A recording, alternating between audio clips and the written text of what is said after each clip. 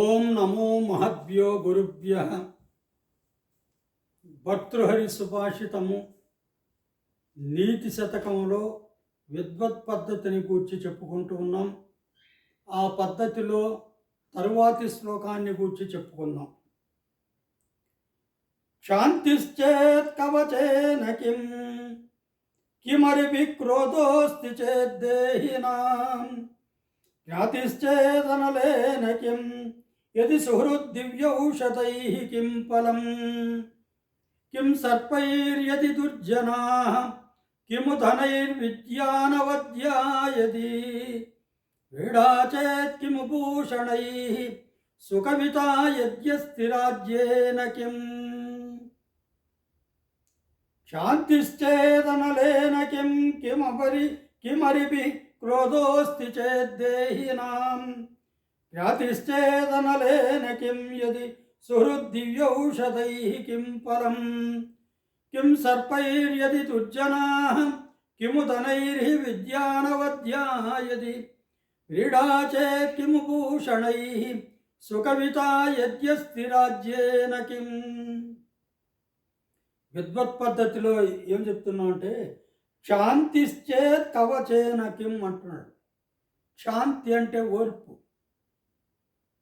ఆ ఓర్పు గన ఉన్నట్లయితే కవచముతో పని లేదు అంటున్నాడు.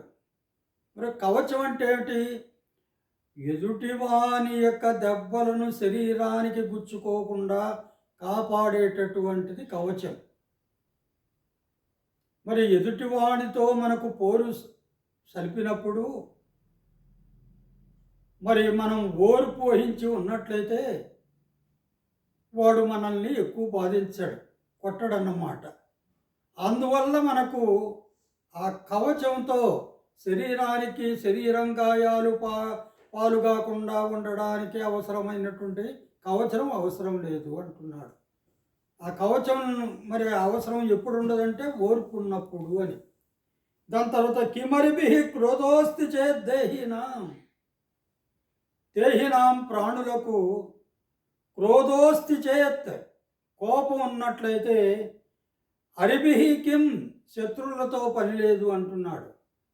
ప్రత్యేకించి శత్రువులు అవసరం లేదు, కోపమే శత్రువు మానవులకి అని అంటున్నాడు అన్నమాట. జ్ఞాతిశ్చేతనలేన కిం. జ్ఞాతి అంటే దాయాదిగా ఉంటే అగ్నితో పని లేదు అంటున్నాడు. వాడు నిప్పు పెడతాడనమాట. మనకు దాయాది ఉంటాడు అనుకోండి, నిప్పు పెడతాడు. మరి పాండవులకు కౌరవులకు యుద్ధం ఎందుకు వచ్చింది?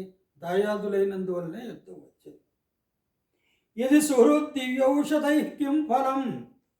మంచి మిత్రుడు ఉన్నాడు అనుకోండి, మరి అతడు గన ఉంటే మనకు ఆ దివ్యమైనటువంటి ఔషధాలతో పని లేదు అన్నమాట. మన శరీరం ఏదైనా రుగ్మతకు దారితీస్తే మంచి మిత్రుడు మనకుంటే అతడు మనకు చెప్పేటటువంటి మంచి మాటలతో మన యొక్క జబ్బు నయమవుతుంది, ఔషధాలు అవసరం లేదు అని చెప్పడం. కిం సర్పైర్యది దుర్జనాః. మనకు దుర్జనులు మన ప్రక్కన ఉన్నారనుకోండి, దుర్మార్గులు, అప్పుడు సర్పాలతో పని లేదు అంటున్నాడు. మరి సర్పాలు ఎప్పుడో ఒకసారి మాత్రమే కాటు వేస్తాయి. దుర్జనులు ఏమి చేస్తారు? మాటికి వాళ్ళు కాటు వేస్తూనే ఉంటారు. అందువల్ల దుర్జనులు గన మన ప్రక్కన ఉంటే సర్పాలతో పని లేదు. కిము తనైః విద్యానవద్యాయది. విద్యాయది మనకు అనవద్యము. అవద్యం అంటే ఏంటి? దోషం. అనవద్యం అంటే దోషరహితమైనటువంటి విద్య, చక్కటి విద్య మన దగ్గర ఉన్నట్లయితే మనకు డబ్బుతో పని లేదు అంటున్నాడు, ధనముతో పని లేదు అంటున్నాడు. అదే మనకు కావలసినటువంటి ధనాన్ని తెచ్చిపెడుతుంది అన్నమాట. విద్యా దదాతి వినయం అన్నారు కదా పెద్దలు. అందువల్ల విద్య ఏం చేస్తుంది? మనకు ధనాన్ని తెచ్చిపెడుతుంది అన్నమాట. అందువల్ల మంచి దోషరహితమైనటువంటి విద్య మన చేతిలో ఉంటే మనకు డబ్బుతో పని లేదు. వ్రీడా చేత్ కిము భూషణైః. మనలో లజ్జాభావం గన ఉన్నట్లయితే భూషణాలతో పని లేదు అంటున్నాడు, ఆభరణాలతో. బాగా అమ్మాయిలు స్త్రీలు ఏం చేస్తారు, బాగా చక్కగా ఆభరణాలు ధరించిన తరువాత తెలియకుండానే వాళ్ళు సిగ్గుపడతారన్నమాట. ఆ సిగ్గుపడము మరి ఈ భూషణాలుంటే సిగ్గుపడాల్సిన అవసరమే లేదు అంటున్నాడు. సిగ్గు అవసరమే లేదంటున్నాడు. ఆ భూషణాలే ఆ మనిషికి సిగ్గుని తెచ్చి పెడతాయి అంటున్నాడు అనమాట. సుకవిత యత్యస్తి రాజ్యేనకిం, మంచి కవిత్వం మనకు ఉందనుకోండి, రాజ్యంతో పని లేదు అని చెబుతున్నాడు అనమాట.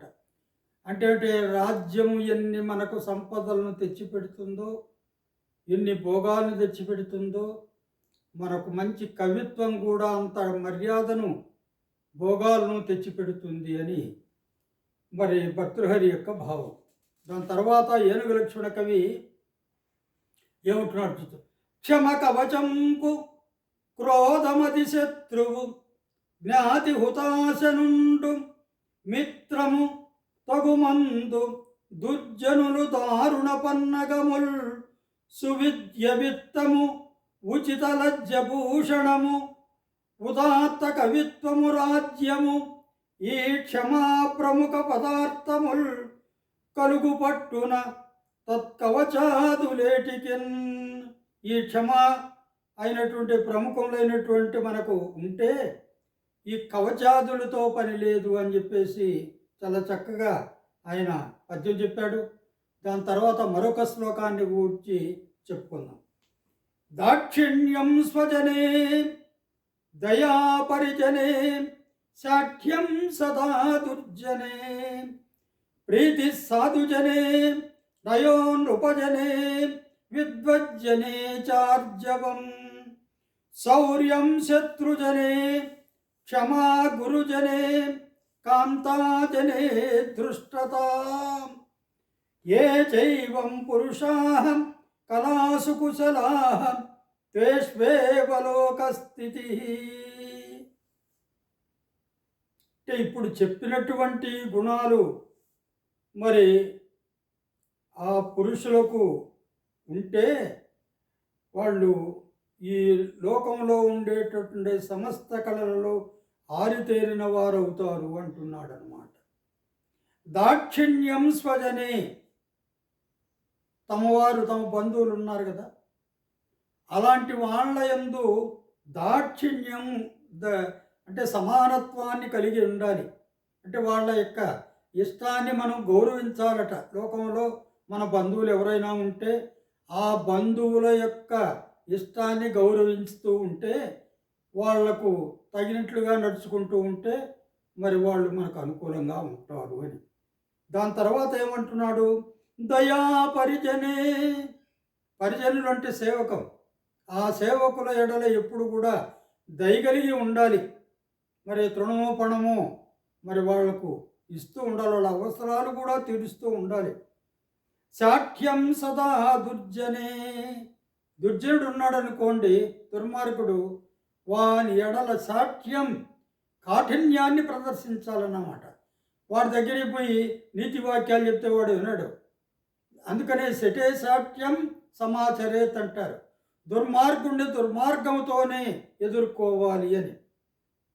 ప్రీతి సాధుజనే, మంచి వాళ్ళు ఉంటారనుకోండి, సజ్జనులు సత్పురుషులు, వాళ్ళ దగ్గర మనం ప్రీతి ప్రేమను కలిగి ఉండాలి. నయో నృపజనే, రాజుల ఎడల నీతిగా నడుచుకోవాలి. దాని తర్వాత విద్వజ్జనే చార్జవం, పండితులుంటారు, విద్వాంసులుంటారు, వాళ్ళ దగ్గర మనం రుజువర్తనముతో సక్రమమైనటువంటి మార్గంలో నడుచుకోవాలి. శౌర్యం శత్రుజనే, శత్రువులు ఉన్నారనుకోండి, శౌర్యాన్ని ప్రకటించాలి. క్షమా గురుజనే, గురుజనులు అంటే మరి తల్లిదండ్రులు, గురువులు, వయసులో పెద్దవాళ్ళు ఉంటారు కదా, వాళ్ళ ఎడల మనం ఓర్పును కలిగి ఉండాలి. దాని తర్వాత ఏమంటున్నాడు, కాంతాజనే దృష్టత.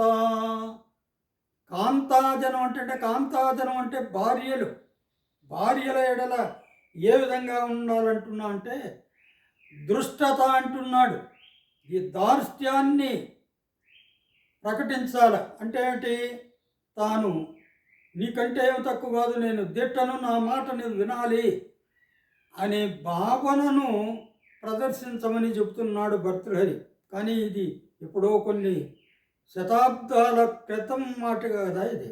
దాదాపు 1500-1600 సంవత్సరాల క్రితం నాటి మాట. ఆనాటి కాల పరిస్థితులను అనుసరించి ఆయన ఈ మాట రాసి ఉంటాడు. కానీ ఈ కాలం భార్యాభర్తలు సమానంగా ఉండాలి, ఒకరి మాటను ఒకరు గౌరవిస్తూ ఉండాలన్నమాట. అప్పుడే మరి బాగా జరుగుతుంది.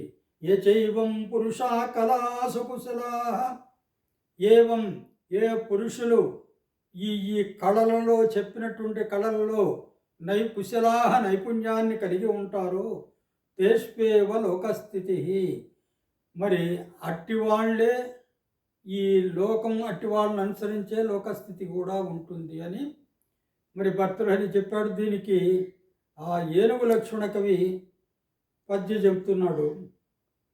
వరకృప భృత్యులందు నిజ సర్గమునందనుకూల వృత్తి, కాపురుషుల యందు సాక్ష్యము, సుబుద్ధుల యందు అనురక్తి, తాల్మి సద్గురువుల యందు గౌరవము, కోవిదులందు నయంబు, రాజులందు హరిజనులందు శౌర్యము,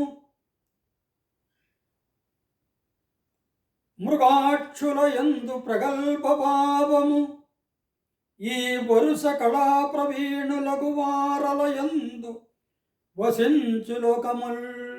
మరి వాళ్ళకు అనుగుణంగా లోకాలు కూడా ఉంటాయి అని చెప్పాడన్నమాట. ఈ విధంగా మనం భర్తృహరి నీతి శతకంలో చక్కటి 2 పద్యాలు చెప్పుకున్నాం.